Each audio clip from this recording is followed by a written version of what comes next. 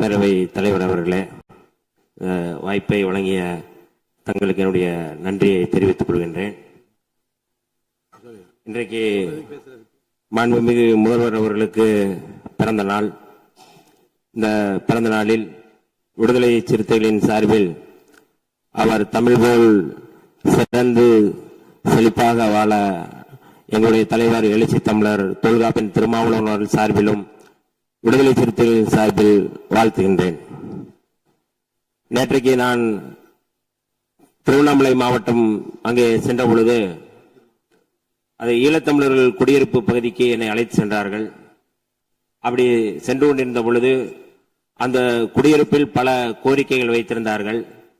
அது தொடர்பாக நான் பேரவைத் தலைவர் அவர்களிடம் நான் தனியாக அதை கொடுத்து விடுகின்றேன்.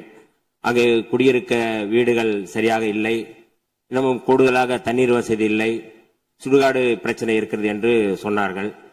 அதை இந்த நேரத்தில் மாண்புமிகு முதல்வர் அவர்களுடைய கவனத்திற்கு கொண்டு செல்வதன் நோக்கம், அந்த ஈழத்தமிழர்கள் குடியிருப்பில் முதல்வர் அவர்களுக்கு பிறந்தநாள் வாழ்த்துக்களை தெரிவித்து ஈழத்தமிழர்கள் சார்பாக பிறந்தநாள் வாழ்த்துக்களை தெரிவித்துக் கொள்கிறோம் என்று சொன்னதின் அடிப்படையில் இந்த செய்தியை சொல்கிறேன். அது வீடியோவாக எடுத்திருக்கிறோம், அதை நாங்கள் பகிர்கிறேன். இது கூடுதலாக நம்முடைய மரியாதைக்குரிய பாஜகவினுடைய உறுப்பினர் அவர்கள் பேசும் பொழுது 12 ஆண்டுகள் இந்தியாவை ஆளுகின்ற பாஜக மோடி அவர்கள் குறித்து, மரியாதைக்குரிய இந்தியாவுடைய தலைமை அமைச்சர் மோடி அவர்கள் குறித்து பேசும் பொழுது பெருமிதம் கொண்டு பேசினார்கள்.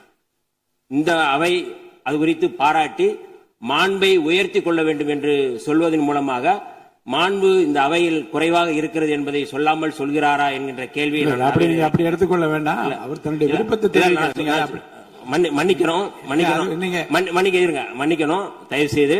ஏனென்றால் தமிழ்நாட்டுக்கு தேவையான நிதி, நான் ஏற்கனவே நம்ம தேசிய கல்விக் கொள்கை 2020 இந்த அரசு மாண்புமிகு அமைச்சர் இந்த மாண்பு உறுப்பினர் பாருங்க, மாண்பு உறுப்பினர் பேசிய அந்த உரையில இருந்து நீங்கள் மறுப்பு சொல்லுகிற கருத்து எதுவும் இருப்பதாக எனக்கு மனதுக்கு படவில்லை.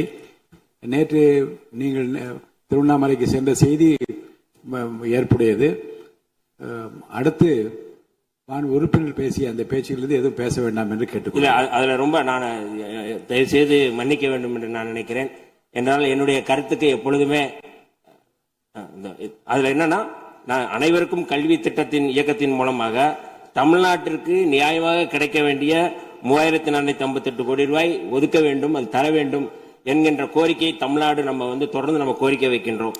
அப்படி அதை மறுக்கின்ற ஒரு அரசு இந்திய ஒன்றிய அரசு. அப்படி வழங்கிவிட்டு பேசினால் அதை பற்றி நம்ம பேசலாம். மாண்பு அமைச்சர் ஒன்னு சொல்லலாம், பாஜக உறுப்பினர் எங்களுக்காக வாதாடி அதை பெற்றுத்தார்கள் என்று அதுதான் நான் சொல்ல வரேன். அது குறித்து அவர் பேசி இந்த மாண்பை உயர்த்துவதற்கு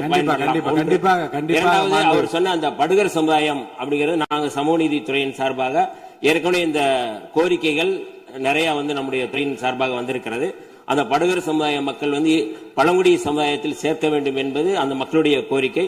அது குறித்து மாண்புமிகு முதல்வர் அவருடைய கவனத்திற்கும் நாங்கள் கொண்டு சென்றிருக்கிறோம். கட்டாயம் அது குறித்து பரிசீலிப்போம். நன்றி, வணக்கம்.